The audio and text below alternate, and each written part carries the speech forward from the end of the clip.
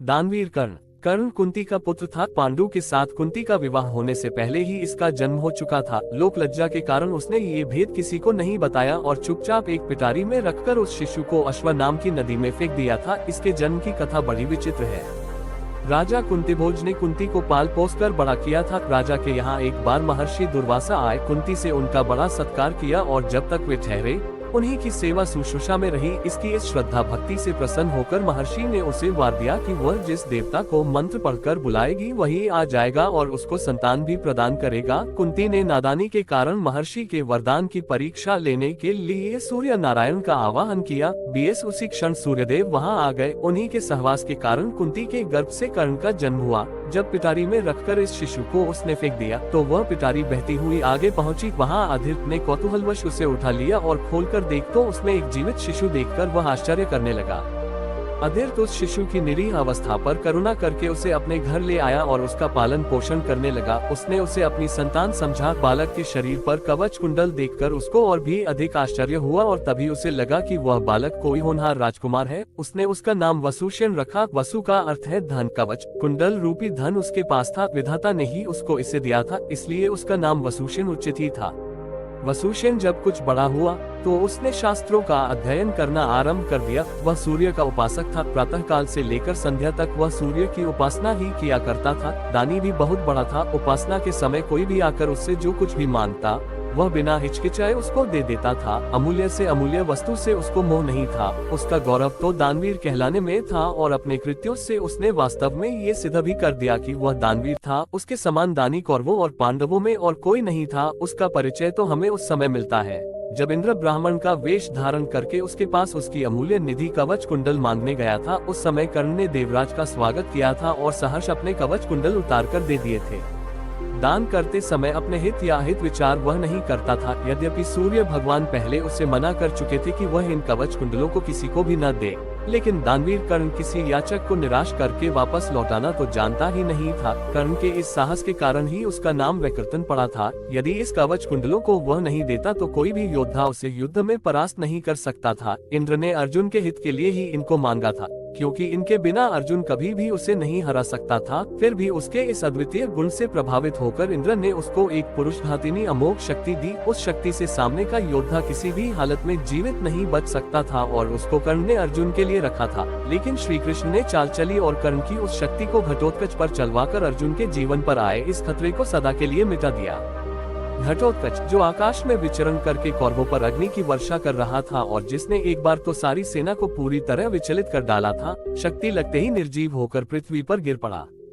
धनुर्विद्या में कर्ण अर्जुन के समान ही कुशल था। एक बार जब महाराज धृतराष्ट्र की आज्ञा से कौरव पांडवों की अस्त्र शिक्षा की परीक्षा के लिए एक समारोह किया गया था तो अर्जुन ने अपने अस्त्र शिक्षा के कौशल से सबको चकित कर दिया था। उसने ऐसी ऐसी क्रियाएं कर दिखाई थी कि किसी भी योद्धा की हिम्मत नहीं होती थी कि उसका जवाब दे सके। एक विजेता की तरह के कौशल दिखाकर वह प्रशंसा लूट रहा था। दुर्योधन उस समय हतप्रभ सा होकर चुपचाप बैठा था। अर्जुन का सा कौशल दिखाना उसके सामर्थ्य के भी बाहर था। उसी समय कर्ण वहां आ पहुंचा और उसने मैदान में आकर अर्जुन को ललकारा, अर्जुन, जिस कौशल के बल पर तू यहाँ सबको चकित कर रहा है और सभी से प्रशंसा लूट रहा है, उसे मैं भी करके दिखा सकता हूँ। ये कहकर उसने धनुष पर बाण चढ़ाकर वही सब कुछ कर दिखाया जो अर्जुन ने किया था। चारों ओर से कर्ण की जय जयकार होने लगी। दुर्योधन का चेहरा अर्जुन के प्रतिद्वंद्वी को देखकर खिल उठा। उसने उसे हृदय से लगा दिया। उसने उसे अर्जुन के साथ द्वंद्व युद्ध करने के लिए प्रेरित किया। दुर्योधन की बात मानकर उसने अर्जुन को इसके लिए चुनौती दी। अर्जुन द्वंद्व युद्ध के लिए तैयार हो गया। अब झगड़ा बढ़ने की आशंका थी,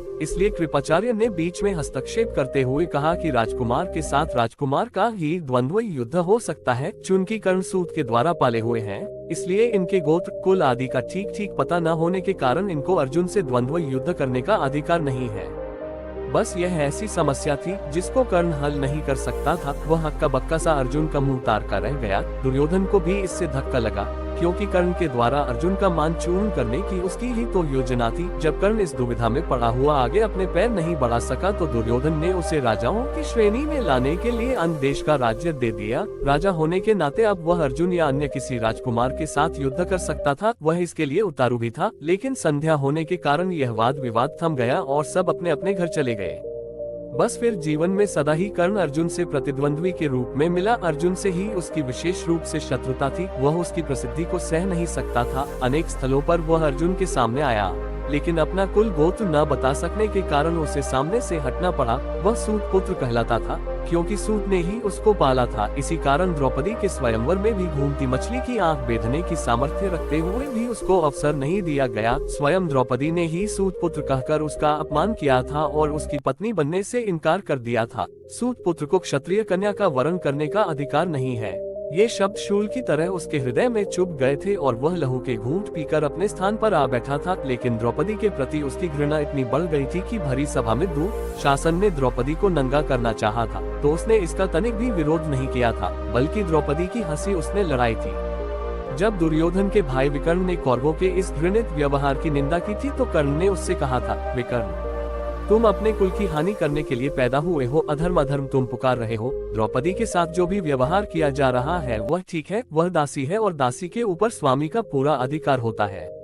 ये कहकर उसने द्रौपदी के द्वारा किए अपने अपमान का बदला चुकाया था। उस समय उसका हृदय पत्थर की तरह कठोर हो गया था। जैसे भी बन पड़ा उसने द्रौपदी का अपमान किया, उसे 5 पुरुषों की व्यभिचारिणी स्त्री कहा और हर तरह से उसे धिक्कारा। उस समय प्रतिशोध की आग में जलते हुए उसने उचित अनुचित का विचार बिल्कुल छोड़ दिया। द्रौपदी को नंगी देखने और दिखाने की उसकी इच्छा थी। इससे स्पष्ट होता है कि कर्ण प्रतिशोध की भावना के आगे सत्य, न्याय और धर्म की भावना को पूरी तरह भूल जाता था। यह उसके चरित्र की दुर्बलता ही है।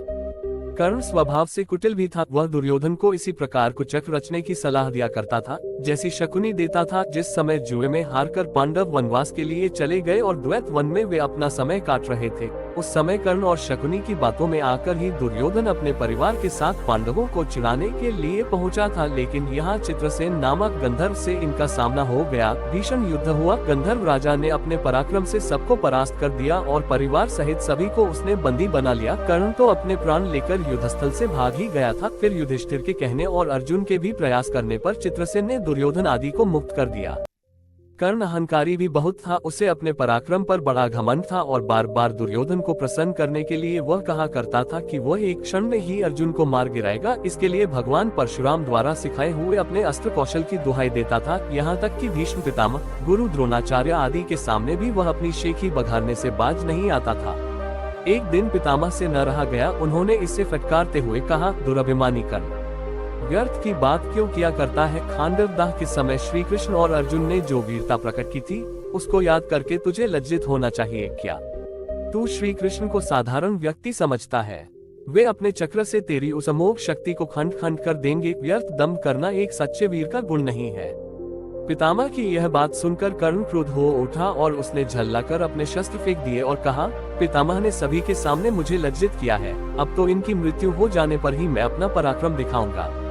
इसी दुराग्रह के कारण जब तक भीष्म पितामह जीवित रहकर युद्ध करते रहे, कर्ण ने युद्ध में हाथ नहीं बटाया। जब उसने सुन लिया कि वे धराशायी हो चुके हैं, उस क्षण प्रसन्न होकर वह दुर्योधन के पक्ष में आकर शत्रु से युद्ध करने लगा। गुरु द्रोण के पश्चात कौरव सेना का तीसरा सेनापति वही था। इस वृतांत से यही स्पष्ट होता है कि वह अत्यधिक क्रोधी स्वभाव का था। सदा अहंकार में उसकी बुद्धि डूबी रहती थी और इस कारण बुद्धिमानों की बातें भी बुरी लगती थी। इसके विपरीत अर्जुन धीर बुद्धि और विनयशील था।